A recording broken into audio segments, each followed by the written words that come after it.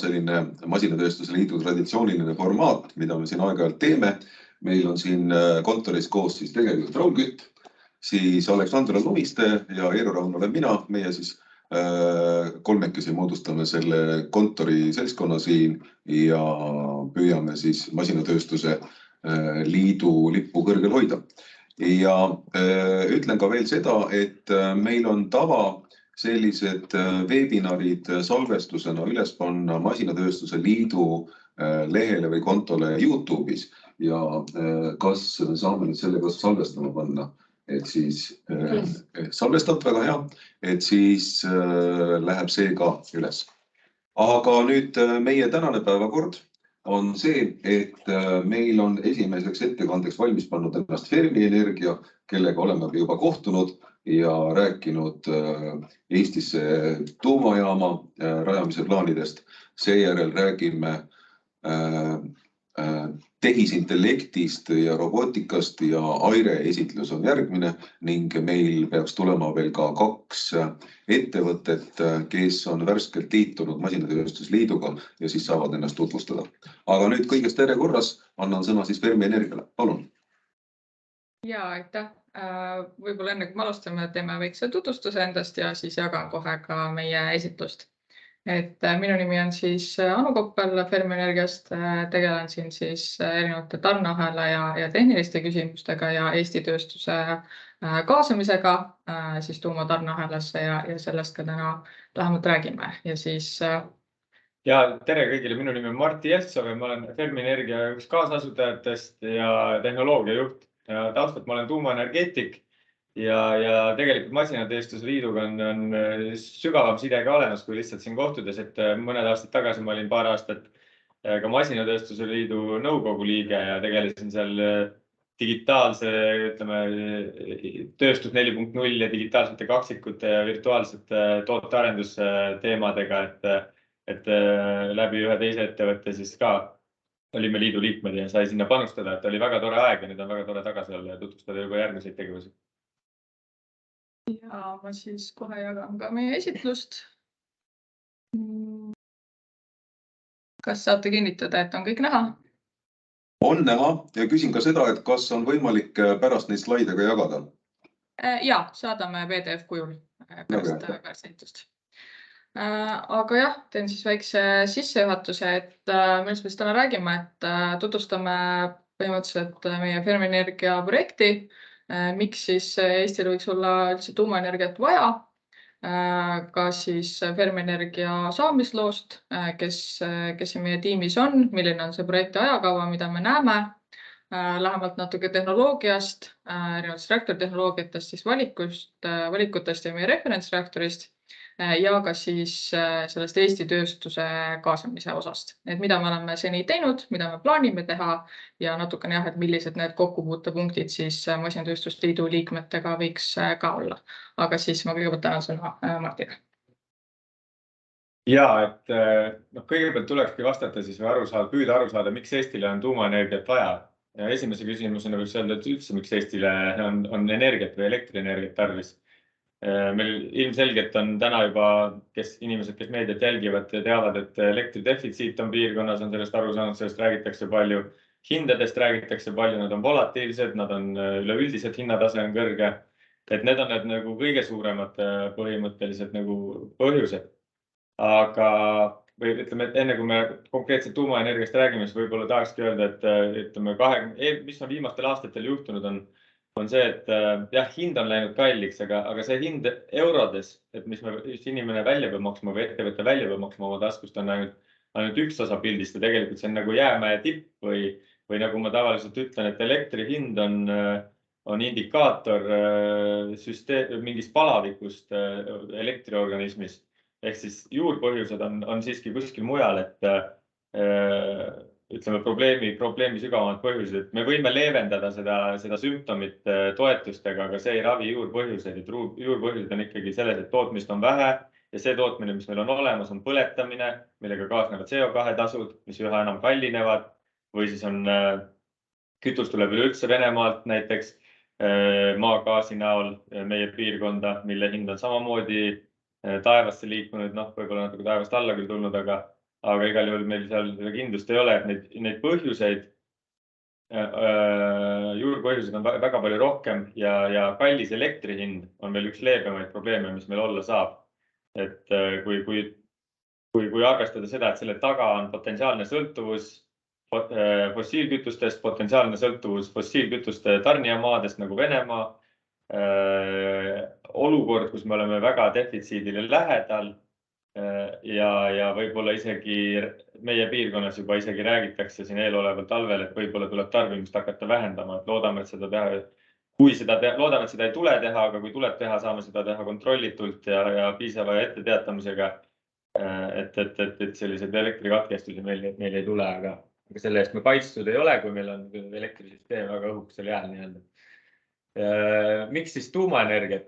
Energiajulgeolek on täpselt seesama nii-öelda eesmärk, millest ma just rääkisin, et kodumaine tootmine on ikkagi oluline. Aastal 2021 me enamus energiast 21. aastal ja tegelikult see on jätkunud ka 6 sel aastal sisuliselt. Enamus energiast me Eestis toodame millegi põletamisest, peamiselt põlevkivi, aga ka prügi ja biomass. Ehk siis julgelt üle poole tuleb põletamisest ja kolmandik umbes tuleb impordist. Impordime kust? Peamiselt Soomest, mida Soomes peamiselt toodetakse. Soomes toodetakse tuumaenergiat, ehk siis kasutame juba tuumaenergiat. Aga see impordimahud on niivõrd suured, et ma siin vaatasin, et see summa, mida me elektriarvetena välja maksame, on umbes samas suurusjärgus, mis Eesti teadus- ja arendustegevus, riigi panus teadus- ja arendustegevusse. Et see kõik võiks olla siin kodumaal, et see ei pea välja liikuma. Rääkimata sellest, et selline süsteem tugineb välisühenduste töös olekus. Me teame, et nii Läti suunal kui ka Põhja suunas, Soome suunas need ühenduskaablid teinekord rikki lähevad tehnoloogia, nagu nad on, et kodumaine tootmine on oluline ja see puudutab siis energiavarustuskindlust. Kui me toodame koha peal, on meil ka inimestel tööd teha, et üldiselt energeetikasektor on päris hästi tasustatud, päris hea kvalifikatsiooniga, need ei ole rumalad töökohad. Ja kui me juba kodumaal toodame, siis maksutulu riigile, omavalitsustele. Ma usun, et masinatööstuse sektor saab sellest väga hästi aru, olles ise üks suuremaid panustajaid Eesti eksporti ja energeetika poole pealt loomulikult, kui tahta teha kuskil mingis valdkonnas panus meie kliimaeesmärkide saavutamise nimel või CO2 vähendamise eesmärkide nimel, siis energeetika on üks oluline koht ja tuumaenergia siis pakub reguleeritavat, stabiilse tootmisega puhast energiat, nii soojus kui elektrienergiat. Ja selle kasutusele oleks kindlasti kõrgtehnoloogiline hüppe Eesti energeetikas ja mitte ainult energeetikas, vaid ka ütleme siis kogu tööstuses. Tuumaenergeetika on hästi multidistsiplinaarne, nagu öeldakse, koosneb mitmetest valdkondadest, et ühel tuumafüüsikul ei ole selles sektoris väga palju teha. Ja siin on lihtsalt näide, et kus me oleme ja kuhu me suundume, et järjest piirkonnas pannakse kinni meie regioonis, Põhjala regioonis ja Kesk-Euroopas samamoodi juhitavaid tootmisvõimsusi. Söejaamad konkureeritakse turult välja gaasijaamade poolt. See on nüüd tegelikult ümber pöördunud, söejaamad on jälle usinalt tagasi tulnud, sest gaasi hind on lihtsalt nii kallis. See ei läinud nii, nagu kliimapoliitikud soovisid. Samal ajal pannakse kinni eelkõige erinevate roheliste jõudude, ma ei tea, kas need päriselt rohelised on, aga vähemalt nime järgi roheliste jõudude poolt tuumajaamasid. Belgias suleti täiesti korralik tuumajaam, Lõuna-Rootsis suleti 2 korralikku tuumajaama. Saksamaal on pandud hulk tuumajaamasid kinni, viimased pidid nüüd selle aasta lõpus minema, kuid seal vist jõudis piir ette, et saadi aru, et ei ole võimalik. Tuumajaamasid Saksamaal viimased 3 tänase seisuga käitatakse kindlasti üle talve ja võimalusel ka edaspidi, et saame näha, mis seis on. Lihtsalt ei peaks ehitama juurde söejaamasid, mis neid pilte me oleme näinud, kuidas olemasolevaid külasid lammutatakse või olemasolevaid tuuleturbiine isegi võetakse maha selleks, et söekaevandust laiendada. See ei ole päris normaalne. Ja miks seda baasvõimsust vaja on? Ikkagi sellepärast, et päike ja tuul toodavad väga vaheldava loomuga. Päikesel on ennustatav, on täiesti kindlalt teada, et ega ta üle 12%, 13% Eestis eriti meile ei anna sellest installeeritud võimsusest. Ja tuule puhul on see, et tal on natuke paremad kasutustegurid, 30% võib-olla Eestis on saavutatud, tulevikus rohkem, võib-olla 40-45, isegi meretuuleparkidel peaks olema võib-olla paremad olud, vähemalt Taanis mõnevõrra on, aga ikkagi üle poole ajast, üle poole kohaga töötaja ei ole neist ükski. Ja siis millega me siis baasvõimsust tuleb katta nendel aegadel, kui tuul ja päike ei tooda meile elektrit. Ja kõige selle kõrval, isegi kui me üritame, et nagu üks variant energeetikat päästa on vähem tarbida, siis vähem üleüldiselt energiatarbimine pigem toob ikkagi kaasa selle, et elektritarbimine suureneb, elektrit on ikka tarvis toota.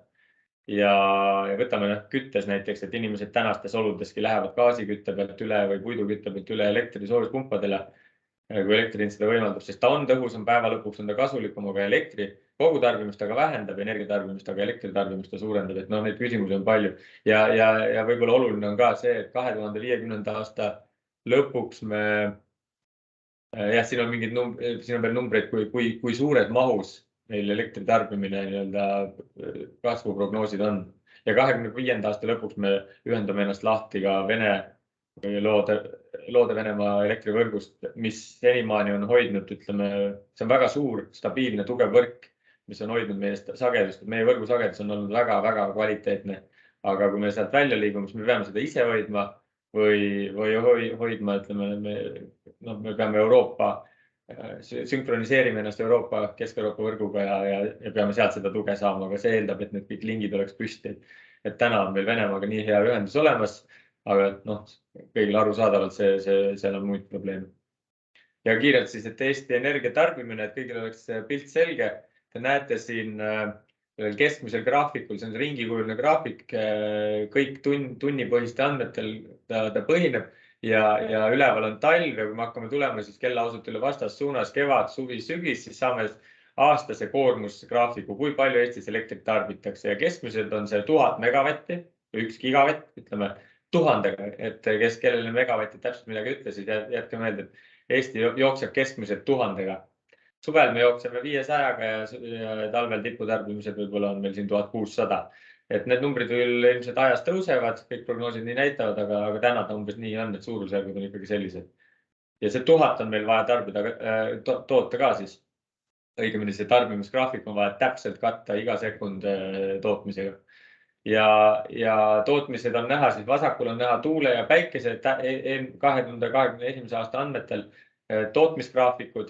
Võtame võib-olla päikese altpoolselt on näha kohe talveperioodil novembrist märtsini sisuliselt päikest ei ole ja ülejäänud perioodidel ta on, suvel on teda rohkem ja see graafik selline täpselt välja näebki. Ja kui meil on installeeritud suurusjärk 300 megavatti, siis keskmine toodang on meil seal 38 megavatti, et olemegi seal 10+% natuke. Et sellest, mis me siis nagu maha paneme tootmisvõimsusi, nii palju me kätte saame, et see on ühtepidi on see okei, kui meil 38 piisabki, aga see tähendab seda, et tegelikult me, nagu ma numbreid näitasin, meil on tarvis 1000 ja siis me peaksime installeerima 10 000, et meil oleks mahud kaetud, aga 10 000 megavatti, 10 gigavatti päikesepaneele, seda võib inimene ette kujutada, see on väga-väga suur hulk, et kuhugi ehitada. Ja siis ka on ikkagi talvel, isegi 10 000 nendel talvekuudel ei anna meile mitte midagi ja öösiti ei hakka nad ka kunagi andma. See tähendab seda, et kui maht on tagatud, siis järelikult päeval on meil tohutu ületoodang. Ehk siis kui laiemas perspektiivis mitmed riigid samasugusele lähenemisele lähevad, siis see ei saa töötada, kui meil ei ole megakogustes, ütleme gigakogustes isegi akusalvestust, mida meil või mingit salvestusvõimekust, mida meil ei ole, ütleme meil ei ole ja maailmas ei ole selles mahus. Ja tuulega sama lugu, lihtsalt tuulel on ta koormustegur või kasutustegur natuke parem, aga ta on rohkem juhuslik. Päev ette on okei ennustada, aga kui me jõuame nüüd siis ja kõiki neid graafikuid siis ütleme kokku ajada selle tarbimisega iga sekund on võrguhaldurile kindlasti väga suur ülesanne. Et mida saab teha on ehitada tuult ja päikest teataval määral, ehitada nii palju, kui me saame ka salvestusvõimekusi, hüdropumpjaamad, mida meil plaanitakse, kõik need peavad tulema. aga et see väljakutse oleks natukenegi nii-öelda seeditavam, siis on ikkagi jätkuvalt üks baasvõimsus väga hea. Praegu on meil põlevkivielektrijaamad, peame pöidled, et nad kestavad, aga tulevikus võiks meie nägemusel kindlasti olla siin tuumaelektrijaam, sest ta on puhas, ta on stabiilne. Me näete tootmisgraafikud paremal pool 300 megavatine reaktor toodabki, suurusjärk, seal on täpsemad numbrid 280 megavatti ja siis on tal niisugune nädalane, 2-nädalane väike, ütleme, tootmispaus, hoolduspaus ja läheb edasi. Ja täpselt sellise graafiku alusel näiteks Soome jaamad, Rootsi jaamad siin töötavadki. Ja kui on 2 tükki, siis on lihtsalt baasvõimsus nagu tagatud suuremas mahus ja 2 sellist hammast on seest, mis on ette teada planeeritud üldiselt ajale, kus siis tarbimist on vähem, me saame seda asendada. Ja nagu ma ütlesin, elektri hind, kõik teavad, ma usun, et tänaseks juba kõik teavad seda elektri hinna taset, teavad universaalteenuse taset ja meie Fermi Energias valime tehnoloogiaid ja arendame projekti selliselt, et me saaksime alates 55 eurost, ütleme tänastes hindades, kui pakkuda elektrienergiat. Aga sellest elektrienergiast ja sellest me võime eraldi tegelikult, on plaanis teile eraldi rääkida natuke detailsemalt. Ja mis see Fermi Energia on seltskond eksperte, majanduseksperte, tuumaenergia eksperte, tarneahela eksperte, igasuguseid erinevate valdkondade eksperte, mitte väga suur, aga väga hästi kaetud valdkonnati eksperti inimesi, grupp eksperte, kes on siis kokku tulnud ja seda projekti arendab. Ja meie ülesanne on teha võimalikult head tööd, et me saaksime pakkuda võimalikult häid või teha võimalikult häid ja kvaliteetseid ettepanekuid riigile, energiatootmise osas, tarbijatele, nii-öelda toote osas, hinna osas, tarnijatele, koostöö osas, oma investoritele, projekti nii-öelda väärtuse osas. Ja see on see, mida me teha saame, aga me tänases faasis projekti arendusega tegelemegi maksimaalselt. Et 2019, kui me asutasime, siis meil üsna kiirelt tuli seltskond Eesti ettevõtjaid, siin võib-olla mõned nimed on tuttavad, seal osanike asutajate all te näete. Eesti ettevõtjad, kes panustasid ja olid 2 käega poolt ja ütlesid, et selle oleks me juba varem ära tegema, et me ei oleks sellises olukorras. Ja hiljem on liitunud siis suurettevõtted, Vattenfall, me oleme kaasanud suurusjärk 1300 erainvestorit, eestlast Funderbeam platvormi kaudu ja neid partnereid on meil veel tehnoloogia poole pealt ja nõukogu samamoodi. Ja kus me oleme selle graafikuga? Võiks öelda, et siin on 3 nii-öelda voogu.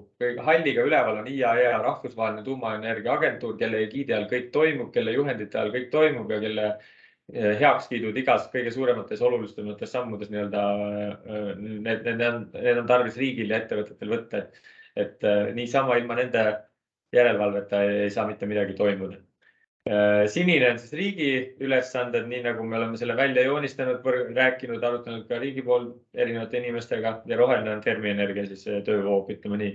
Ja kõige olulisem on võib-olla punane joon, kus me oleme täna. Meie oleme eeluuringute faasis, mitte midagi lõplikku kuskil ehitamist veel ei ole. Me oleme eeluuringute faasis. Ja järgmine asi, millega me väga pingsalt tegeleme, on tehnoloogia valik, ehk siis milline reaktor Eestile. Riik on praegu pannud kokku juba 2021 aastal siis tuumaenergia töörühma, valitsuse tuumaenergia töörühma, kes tegeleb siis 2 aastat aruande koostamisega. Vahearuanne sai nüüd valmis, seda ka tutvustati. Kui guugeldada, siis ütleme riiklik tuumaenergia töörühm, siis jõuate nende kodulehele, kus on ka see salvestus olemas. Ja valitsus vaatas selle üle, kiitis heaks selles mõttes, et jätkata tööga, mis peaks siis lõppema järgmise aasta lõpuks, mille põhjal on siis valitsusel ja Riigikogul võimalik võtta vastu teadlik otsus tuumaenergia kasutusele võtmiseks. Ehk siis seda otsustab teha ainult põhjaliku eelanalüüsi alusel, et seda hindab rahvusvaheline aatomienergia agentuur, et Eesti riik täpselt teaks, millega tegemist on, mis on võimalused, millega tuleb edasi tegeleda ja mida see üleüldse tuumaenergeetika programm ühes riigis tähendab. Seejärel saame minna konkreetselt ehitusloa ettevalmistusse ettevõtte poole pealt. Seda on tarvis, et lõpuks jaam ehitada ja 2031 aasta jõuludeks elektrit hakata tootma. Aga jaamal on tarvis ka leida asukoht ja kuna selliste suurte elektrijaamade või infrastruktuuriprojektide puhul või selliste puhul on tarvis asukoht valida läbi riikliku eriplaneerimise protsessi, mis on 2-etappiline protsess. Esimeses etapis valitakse asukoht, tehakse keskkonnamõjude hinnang ja teises etapis juba detailne tehnoloogia asukoha spetsiifiline projekt ja kehtestatakse siis planeering selle tegevuse jaoks. Ja riigi poole peal on väga oluline loomulikult ka selle valdkonna siis õigusruum välja kujundada, regulaator luua, arendada seda regulaatorit, kes siis omakorda töötaks välja regulatsiooni, mille raames saab kogu fermi tegevus ka hiljem toimuda. Ja pärast 31. aastat on, jaam töötab, elektrit toodetakse, siis on elu, rahulik järgmised 60 kuni 80 kuni isegi on juba reaktorid, kes ilmselt sihivad 100 aastat eluiga. Ja Eestile sobivad, Valdur Mikita ütles hästi, et Eesti on väikeste asjade maa. Et nii ka reaktorid, et meile sobivad väikesed reaktorid. Meie elektrivõrk on täpselt selline, et väikesed või keskmise suurusega reaktorid, selline suurusjärk 300 megavatti keskmiselt on selline sobiv suurus, milline üks reaktor või plokk, energiatootmisplokk võiks olla. Aga hetkel me oleme tehnoloogiat kaardistanud väga palju Fermi Energia algusaegadest saadik ja läbi oma töötajatega juba varem, oluliselt varemgi. Aga nüüd on sõelale jäänud siis arvestades kõiki neid kriteeriume, mis meil tehnoloogia valikus on. Ehk siis eelkõige rajatavuse kindlus, et ta on ehitatav, et ta on ajaskaalas ehitatav, et ta on eelarve on kindel, et ta ohutuse võtame täiesti eraldi. See ei ole isegi kaalutluskriteerium, see on binaarne kriteerium, et täielikult peame olema veendunud, et ohutusega probleeme ei ole. Ja siis on siin loomulikult ka hinnaküsimused ja kohaliku tarneahela kaasamine, kohalike ettevõtete kaasamine on ka sellise ühe kriteeriumina välja toodud, et see ei ole nõue iseenesest, aga see on, kuidas me ütleme, meie teeme Fermi poolt endast kõik oleneva selleks, et Eesti ettevõtted oleksid valmis selles projektis osalema ja et nad oleksid loomulik valik selle valitud tehnoloogia tarnija tarneahelasse siis. Aga Anu räägib tarneahelas natuke rohkem. Et jah, 3 tehnoloogiat, kõik põhinevad, kõik tehnoloogiad on sisuliselt välja töötatud 50-ndatel, ehitatud 60-ndatel ja maailma täna 450 reaktorist kõik nendel tehnoloogiatel põhinevadki. Ehk siis mootor on kõigil põhimõtteliselt sama. Kui aastakümnetega on reaktorid läinud üha suuremaks, siis nüüd on aru saadud, et see suuremaks ei too seda skaleeritavuse efekti täpselt nii kaasa, nagu loodeti, vaid on pigem, projektid on läinud väga kompleksseks ja pigem on tulnud ajagraafikutest üleminekud ja eelarve lõhkiminekud, et sellepärast väiksemate disainide poole, mis võimaldavad konkreetsemaid projekte, väiksemaid määramatusi projektis ja loomulikult lihtsamat tehnoloogilist lahendust ja väga suurt võimalust ohutuse vallas. Ehk siis reaktori ohutus on sisuliselt seotud reaktori jahutamisega ja kui sul on küttekeha väiksema võimsusega, järelsoojus väiksem, siis on seda võimalik teha ilma pumpadeta, ilma selleta, et inimesed jookseksid sul sisuliselt esimesel nädalal ei tule ühegi nende reaktoriga mitte midagi teha. Kui ka peaks väline elektritoide näiteks kaduma. Ehk siis võimalusi on nii projekti poole peal kui ka ohutuse poole peal ja sellest saavad väga hästi aru. Ja reaktori arendajatel ei ole selle toimivusega probleemi selliseid reaktoreid disainida. Ehk siis kui Audi disainis Audi A8, siis ta disainis ka Audi A1 ja täpselt seal see vahe ongi, üks on lihtsam, üks on väiksem. Ja kui nüüd konkreetsemalt ühest tehnoloogiast rääkida, siis meie tehnoloogia, referentstehnoloogia, mida me võtame aluseks kõikide uuringute sisendiks, sest midagi, et uuringuid teha, et nad konkreetsed oleksid, peab olema konkreetne tehnoloogia ka, mille alusel seda teha, siis me oleme kasutanud General Electric Hitachi ühisarendust siis B2VRX 300, see tähendab Boiling Water Reactor ehk keevavee reaktor, X ehk 10. põlvkond ja 300 ehk 300 megavatti elektrit. Ja selline see reaktor välja näeb, aga ma siin annaksin üle Anule, kes räägib konkreetsemalt komponentidest ja seadmetest ja sellest süsteemist. Jah, et võib-olla siis siit lihtsalt, et kiirelt üle käia, et mida me siin siis vaatame, et on siin näha 3 põhijoonet, 1/4 on veel siis taga peidus, et on see reaktorihoone, siin kõige ees suure kollase reaktori surveanumaga, paremal pool siis kontrollruum, kus kõike juhitakse ja vasakul pool siis turbiinihoone ja reaktorihoone taga on veel peidus jäätmehoone.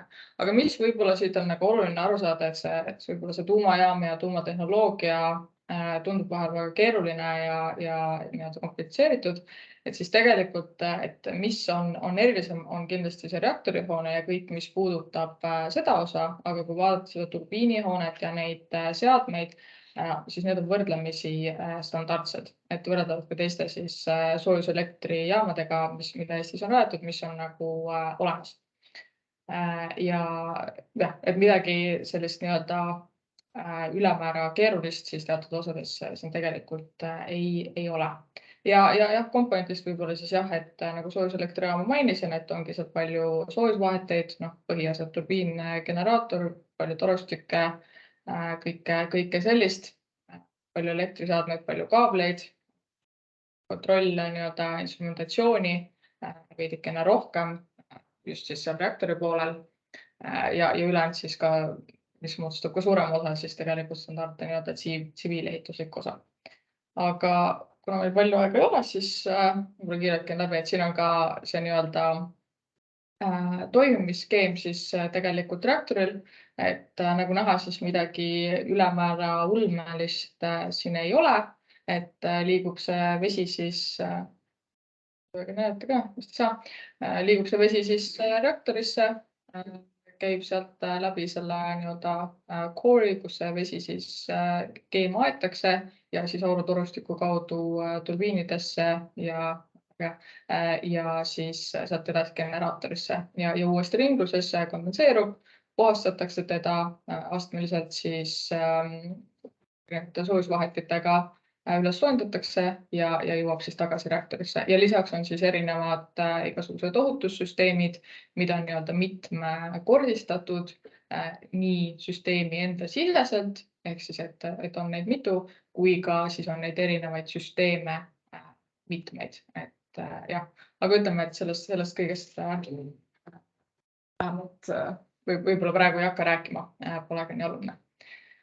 Ja et ära katta ka siis Eesti tööstuse kaasamise osa, et kõigepealt teen siia ühe sellise natukene üldpilti näitava skeemi, et lisaks sellele, et me Fermi Energias oleme huvitatud sellest, et Eesti tööstus saaks panustada siis võimalikult tuumaelektrijaama rajamisel ja tekiks ka siia seda koha peale know-how'd võimalikult palju, mida ka hiljem siis jaama korraliste hoolduste ja nii edasi käigus ära kasutada, on siis ka vaade, nii-öelda suurem vaade siis, mis toimub maailmas. Et siin on siis näidatud erinevate riikide modelleeritud net zero või siis dekarboniseerimisprognoosid UK, USA ja siis Euroopas ja kõik siis hõlmavad suure osa siis tuumaenergiat.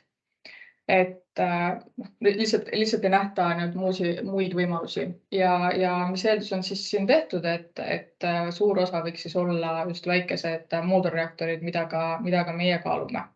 Ja siin on siis mõned erinevad numbrid toodud, et üks on lihtsalt see nii-öelda turu suurus siin nii-öelda hoomamatus summas triljonites, aga ka kogu selliselt, et Euroopa näitel siis siin umbes üle 250 reaktori võiks 2050. aastaks tekkida. Et siin jah, siis see idee, et kui kaaluda selles tuumaprojektis osalemist ja huvi selle vastu on, et siis ei pruugi olla ainult Eestis, vaid siin on ka ära toodud siis teised Euroopa riigid, kes juba on huvi näidanud või juba tegutsevad siis tegelikult väikeste moodorreaktorite rajamisel, et jah, päris palju neid võiks siis tekkida.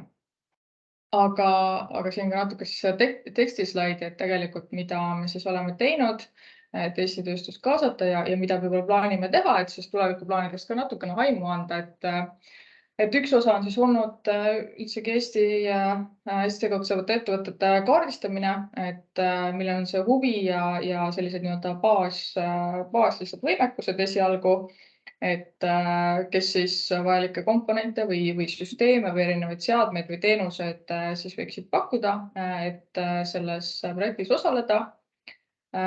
Ja samuti nagu Martti ka mainis, et üks kriteerium, mida me oma tehnoloogia valiku nii-öelda kutsetes välja saatsime, oli siis ka võimalusel kaasata Eesti tööstust, mis tähendab siis seda, et tegelikult needsamad kaardistatud ettevõtted, nende lühikirjeldused ja relevantsed projektid või tehtud tööd me kaasa andsime. Ja meil on siis ka tagasiside, et mõned reaktoritehnoloogia tarnijad on ka kontakteerunud juba Eesti ettevõtetega. Et see on see, mis me siis omalt poolt oleme seni teinud ja see töö on ka muidugi jätkuv. Miks me siis ka täna siin räägime?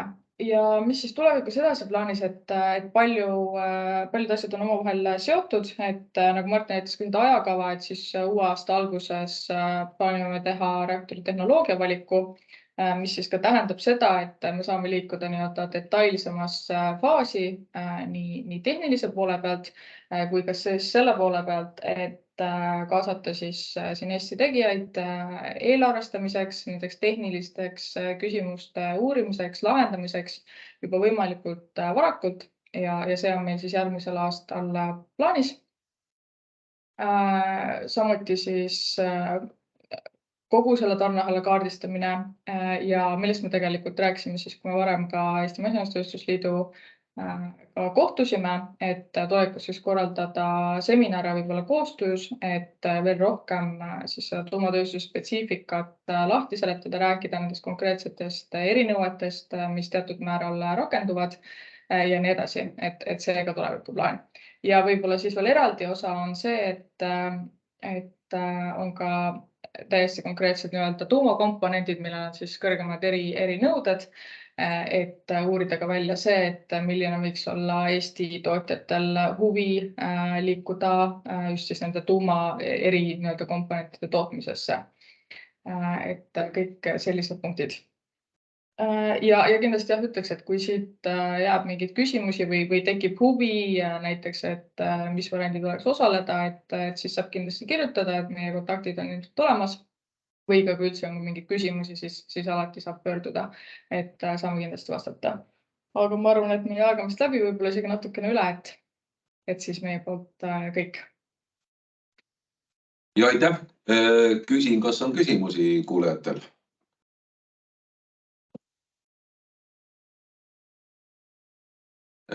Praegu tundub, et kellelgi teisel ei ole. Ma küsin siis sellise küsimuse ära, mis kindlasti kõiki huvitab, et jah, tõepoolest see, kui palju sealt tekib Eesti tööstusele tööd, on meie jaoks esmane huvi.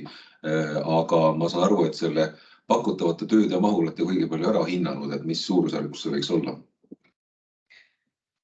No esiteks tuleb kindlasti seda öelda, et kõik see lõpuks selgub siis, kui projekt on töös, aga ise me oleme hinnanud, et see võiks olla seal kuskil 30% alata ja suure tõenäosusega olla ka kõrgem. Aga jah, et ausalt on see, et see sõltub paljudest asjadest, sõltub reaktori tehnoloogia tarnijast, sõltub teistest nii-öelda projekti osalistest, aga kõik on meile ka seda kinnitanud ja ilmselge on ka see, et on kasulikum kõigile kaasata just kohalike olude ja muude asjade osas siis kohalikke tegijaid. Et see võiks olla siis 30% kogu projekti maksumusest vist või? Jah. Okay. Ja teine asi, et kui tehnoloogia tarnijale on nüüd see tingimus kasutada Eesti tööstust, et siis ma usun, et meie tööstusettevõtted on hästi huvitatud sellest, et oleks see nõue mitte ainult vormiline, vaid ta tagaks ka seda, et tõepoolest tuleks sellised innohankeid, et ka meie teadmised edeneks ja meie saaksime väärtusahelas edasi liikuda, rääkimata sellest, eks ole, et selle tööga äkki saaks referentsi, et siis koos näiteks Fermi Energiaga edaspidi kuskile mõnda teise riikiga edasi liikuda. Ja täpselt, et tegelikult sellepärast ma näitasin võib-olla seda slaidi, mis on selles maailmapildis nende väikeste moodulreaktoritega võiks tulevikus toimida. Et üks on jah, et mitu reaktorit me rajame siia, aga et ka kõigis teistes riikides on need töös ja me oleme praegust vähemalt ajagraafikus üks esimesi kindlasti Euroopas. Et siin on jah hea võimalus nendel Eesti ettevõtetel osaleda sellest tarneahelas ka suuremas pildis. Okei, kas on siin veel tekkinud küsimusi äkki? Kui on, siis andke märku. aga praegu ei ole, siis aitäh Fermi Energiale ja kindlasti nagu sai ka maha öeldud, et kui vähegi tekib küsimusi, siis on internetist võimalik kõik kontaktid ka leida. Ja palun siis nüüd Kaire Tammer on ennast valmis pannud, et palun siis pilti tulla ja meiega jagada enda tegemisega. Ja tere, olen olemas. Kohe proovin oma ekraaniga jagada.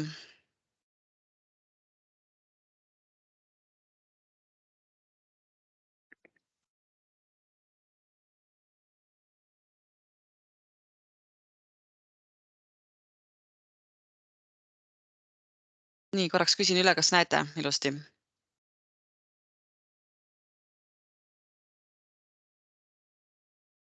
Nii, mina siis Kaire Tammer, tehisintellekti ja robootika keskuse Aire turundusjuht. Mis on Aire, et teen väikse tutvustuse, kes veel ei tea. Et Aire eesmärk on tõsta Eesti tööstusettevõtete konkurentsivõimet, aidates kasutusele võtta tehisintellekti ja robootika lahendusi. Ja Aire on siis toetatud Eesti riigi ja Euroopa Liidu poolt, et just selle aasta suvel saime siis positiivse rahastusotsuse, millega meil on siis rahastus järgnevaks 3 aastaks, aga juba aasta aega oleme juba eelprojekti raames toimetanud Eesti riigi toel ja pakkunud teenust 75 Eesti tööstusettevõttele. Ja meie teenused on suunatud väikse ja keskmise suurusega tööstusettevõtetele, kuna nende puhul just ongi see vajalik tase, mida on vaja tehisintellekti robootikaga saavutada, kõige suurem või see arenguhüpe on kõige suurem, mida oleks vaja teha. Ja meie teenused on siis suunatudki ettevõtetele, kes siis tahavad neid robootika tehisintellekti lahendusi endale pardale võtta. Vabandust, jah? ma ei tea, kas meie näeme ainult, aga meie näeme seda nii-öelda ettekandja vaadet, et presenter view, et võib-olla, ma ei tea, kuidas teistel on, et sa äkki pead vahetama seda, siis tuleb suur pilt kõigil. Üleval on display settings, äkki sealt. Vaatame kohe, jah, aitäh ütlemast. Jah, siis on suuremalt paistab kõigile. Jah, super. Aitäh, et märku andsite. Ja jah, kui olete kursis sellise abiga nagu vähese tähtsusega abi, mis on siis tööstusettevõtetel suunatud, kellel on VTA jääki, siis selle raames on siis Aire teenused tasuta, kasutades VTA-d.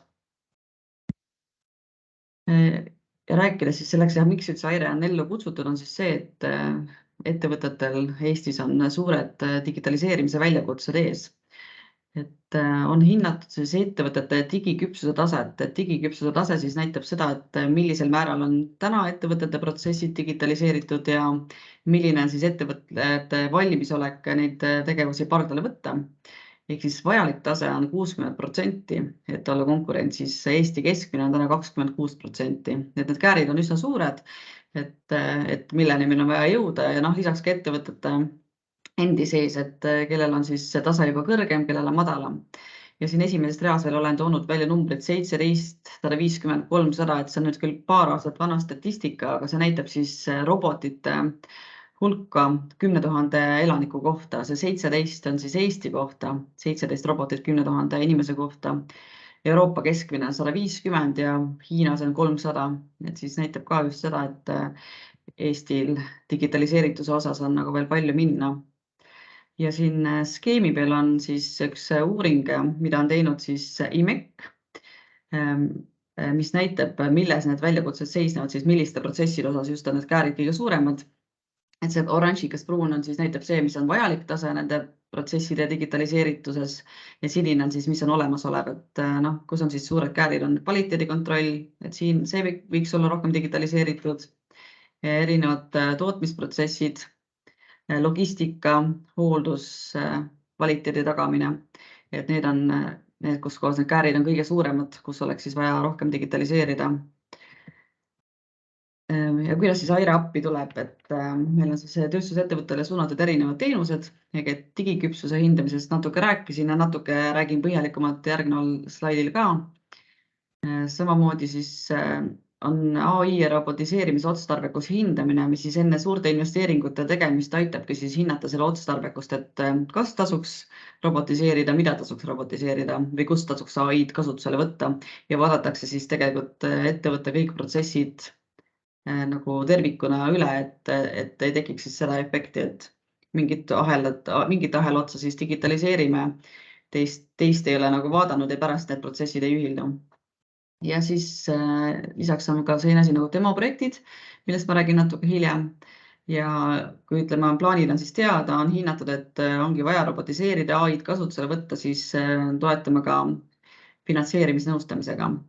Ja nii palju veel mainin ka, et AIRE ei ole siis ütleme ainuke selline organisatsioon Euroopas, vaid üle Euroopa on üle 200 organisatsiooni ehk EDIH-id, mis on siis European Digital Innovation Hub, kes siis sarnaseid väljakutsed oma riigis lahendavad ja tänu sellele, et AIRE-ga siis sellesse võrgustikku kuulub, siis saame siis oma teadmisi viia siis Euroopasse ja tuua sealt ka siiapoole.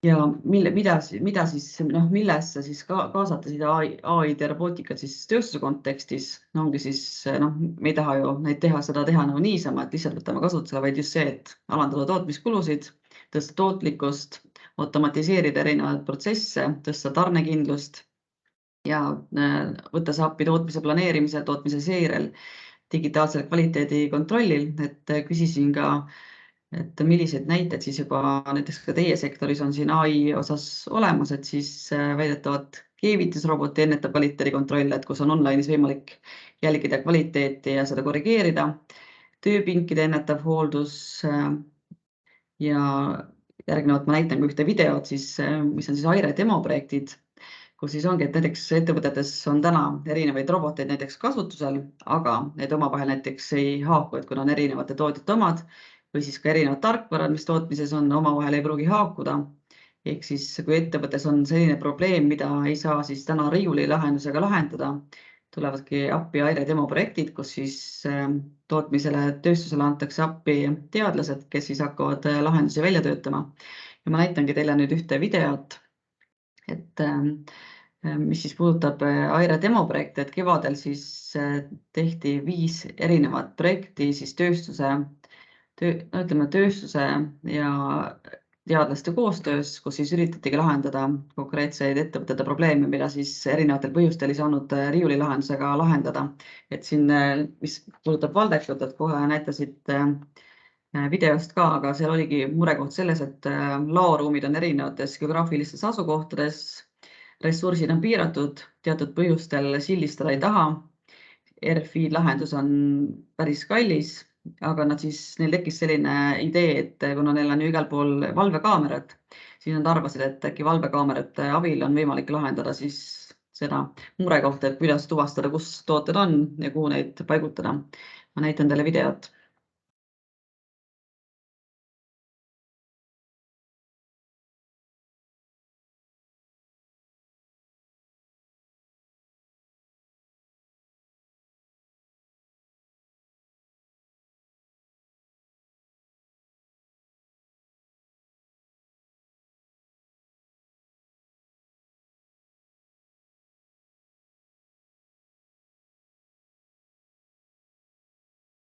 Ütle. Häält ei ole kahjuks. Nii, vabandust.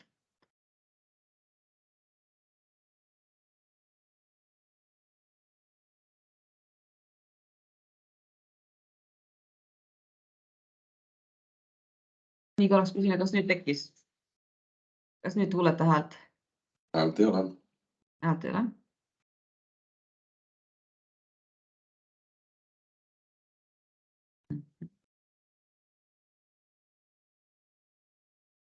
Ühesõnaga, kui me seda pealt nüüd toimima ei saa, ma teie aeg ei taha palju kulutada, aga ma saadan selles mõttes teile lingi, kus kohast te saate siis iseseisvalt seda vaadata. Ja korraks siis veel räägin põgusalt teisest, mind kuulete nüüd, jah?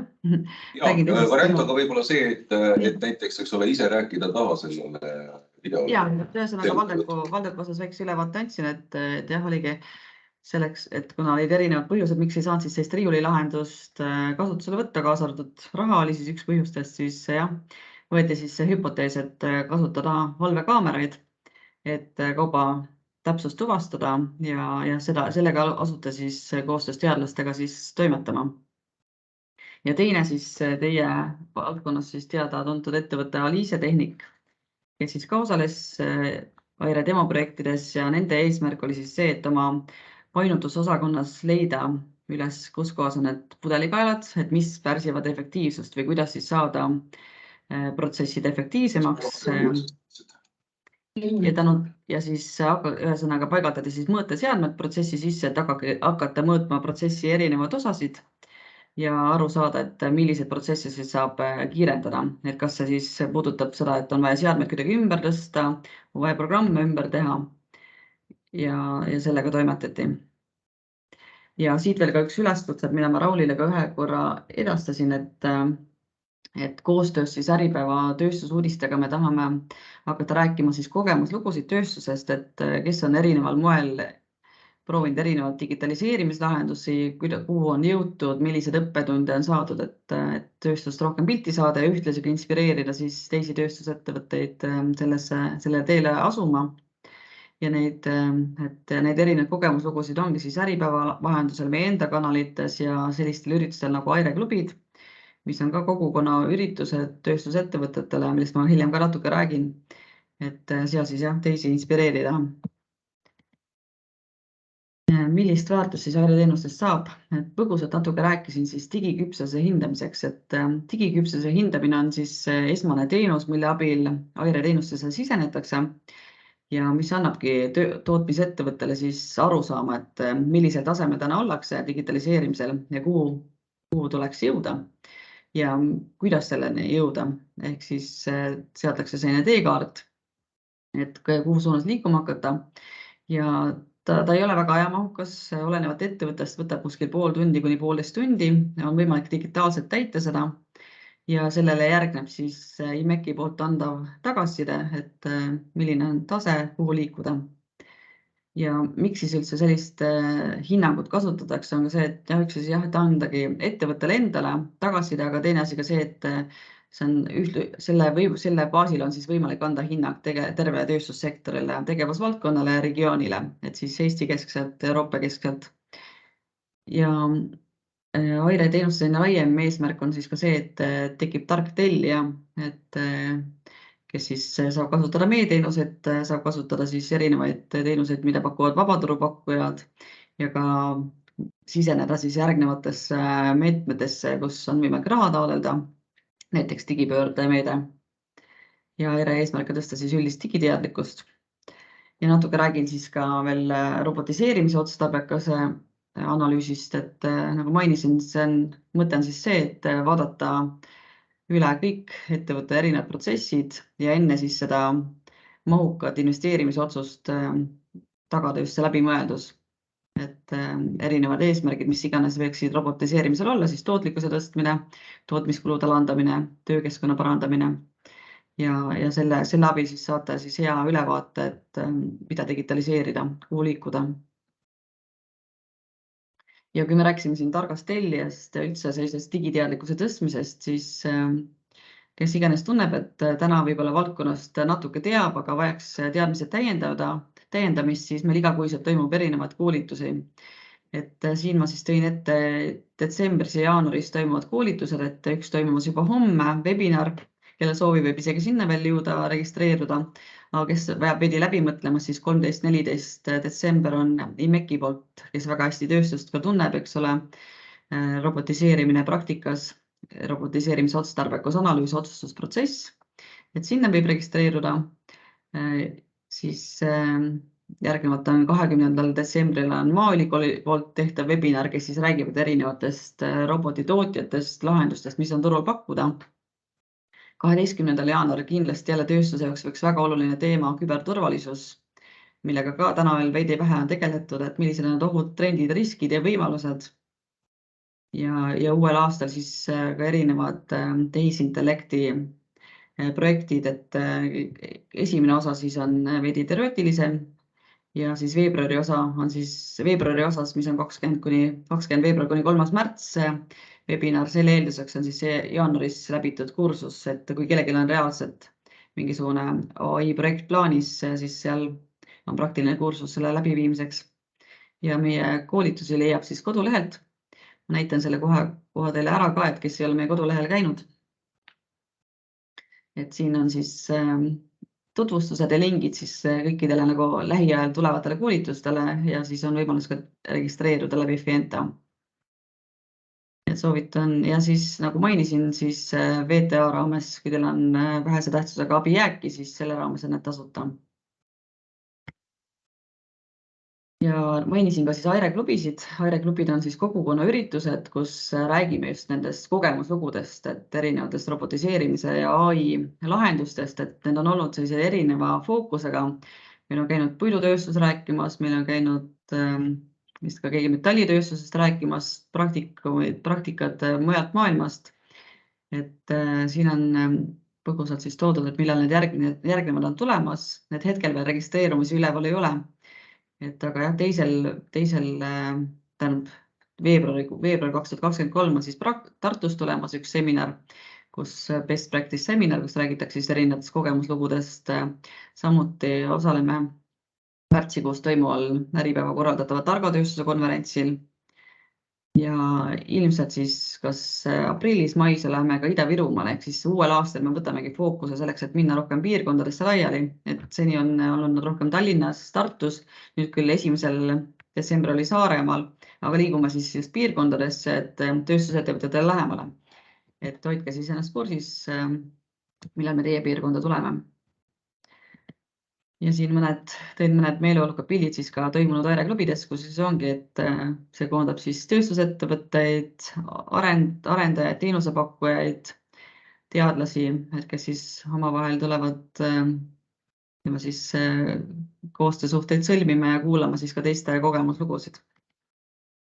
Ja veel korraks toon pildile ette, et Aire organisatsiooni alla siis kuuluvad juhtpartnerina Tallinna Tehnikaülikool, siis Teadus-Arenduskeskus IMIC, Tehnopol, Eesti Maaülikool, Tartu Ülikool, Tartu Teaduspark. Ehk siis kõik need asutused panustavad ühiselt koolitustega, teadmistega, teadlaste abiga. Ja kui on mingid mõtted, küsimusi koostööks, olete lahkelt oodatud minuga ühendust võtma.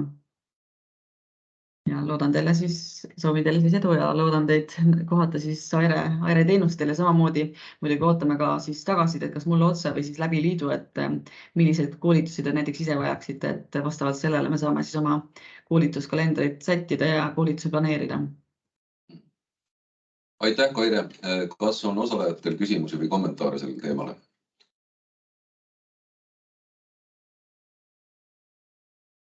Praegu ei näe, siis küsin ise, et Kaire, kui nüüd minna üldistamise libedale teele, siis nii palju, kui te olete nüüd teinud koostööd just nimelt metalli- ja masinatööstusega, siis kuidas sa hindaksid seda praegust seisu, kuivõrd palju seda digiteadlikkust ja reaalset digitaliseeritust ja ka robotiseerimist ettevõtetes on? No ütleme jah, üldistamine ongi selline mitte tänuväärne teema, aga jah, küsisin IMEC-i käest, et nemad mainisid, et on 2 aastat tagasi nad tegelikult tegid metallitööstuses digitaalse küpsuse hindamist. Ja too hetk siis oli 25 ettevõtet osales ja siis see digiküpsuse tase 11%, mis on väga madal. Ehk siis tänaseks kindlasti see on paranenud, ütleme selle järgselt ka mitmed ettevõtted siis sisenesid erinevate teenustele, et enne kui Airet ei eksisteerinud, eks ole, riigil ikkagi erinevad meetmed on, et see tase nagu järk-järgult tõuseb, aga väga palju on vaja minna veel. Mida on võib-olla kõige kiiremini selle jaoks vaja? Kindlasti me saame öelda, et mingit EAS-i meedet, eks ole, aga mida saavad ka ettevõtted ise ära teha? No üks asi ongi tõesti, tulge koolitustele, et kui te täna tunnete, et teil ei ole nagu väga head pilti sellest, et mida võiks teha, millised on need võimalused, millised on praktikad Eestis, maailmas, jah, et tõesti kõige lihtsam asi enda jaoks ära teha, tulge koolitusele, et siis te teate, mida tahta ja tehke läbi siis ka see digiküpsuse hindamine, et nähagi, mis seisus teie enda ettevõte konkreetselt täna on ja kes teist siin IMEC-iga on kokku puutunud, eks ole, tööstuse taustaga inimesed oskavad kindlasti anda ka väga häid just teie ettevõtte siseseid ettepanekuid, et millega liikuma minna, et kõiki mägesid nagu korraga ei saavuta, aga et kui on plaan, eks ole, siis suure tõenäosusega saab ka liikvele minna sellega. Ehk et kui mõni aasta tagasi oli see digiküpsus veel hinnanguliselt 11%, siis tõenäoliselt jah, nagu sa ütlesid, ta on tänaseks kindlasti kasvanud, aga ilmselt suurem osa ettevõtteid on veel Eestis sellised, kellel see Industry 3.0 on veel lõpule viimata. Ja ütleme nii, et see 11%, nagu ma enne tõin tegelikult, ütleme Eesti keskmine, see oli muidugi sektorit üleselt, oli kuskil 33% ja see 11% oli siis puudutas seda 25 ettevõtet, kes seal osalesid see hetk. Ehk siis jah, kindlasti ma usun, et käärid on tegelikult päris suured, et nii palju, kui ma olen ka siin EML-i liikmeid külastanud tööstuses, siis jah, et on kindlasti ettevõtted, kes on nagu juba päris hästi digitaliseeritud ja neid, kes on vähem digitaliseeritud, et jah, et siin inspiratsiooni siin või taset näitavad kindlasti teie enda sektori ettevõtted ka paljud, mis võiksid olla teistele ka eeskujuks, et. Ja tõesti ootamegi neid teie enda lugusid just, et rääkige oma lugusid ja sellega innustate oma teisi oma grupi liikmeid ka. Jah, muidugi oludes, kus tootmise sisendid järjest kallinevad, siis ega seda raha investeeringute tegemise jaoks enam väga palju ei jagu, et see jutt on natukene nukraks ausalt.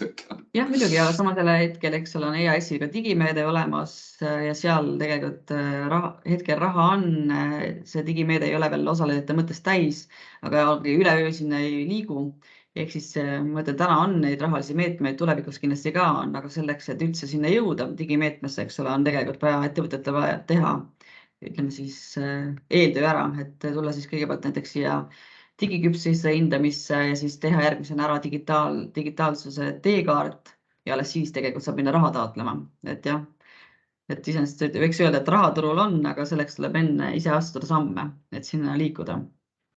Kui te nüüd plaanite järgmisel aastal minna Ida-Virumaale, siis seal on nüüd värskelt jututeemaks saanud see 353 miljonit eurot, mis seostub Ida-Virumaaga õiglase ülemineku fondis. Et kas Aire seal näeb ka endale või ütleme digitaliseerimisele võimalust, et need ettevõtted, mida üritatakse seal nüüd üles ehitada laienevates tööstusparkides, et tõesti siis algusest peale oleksid korralikult digijupsud? Ja, loomulikult, et tegelikult me näeme ka, et täna on ju meie kliendi portfellis nii sellised vanemaid tööstusettevõtted traditsioonilisemad kui ka siis uusi turule tulijaid, eks ole, osad kasvavad startupist välja, osad tulevad muud moodi. Et võiks öelda küll, et uutel tulijatel tihtipeale see meelestus juba ongi see, et täna on meil juba need lahendused olemas, me võtame kohe vardale. Hästi. Küsin veel suure ringi käest, et kas teil on tekkinud küsimusi või kommentaari soove?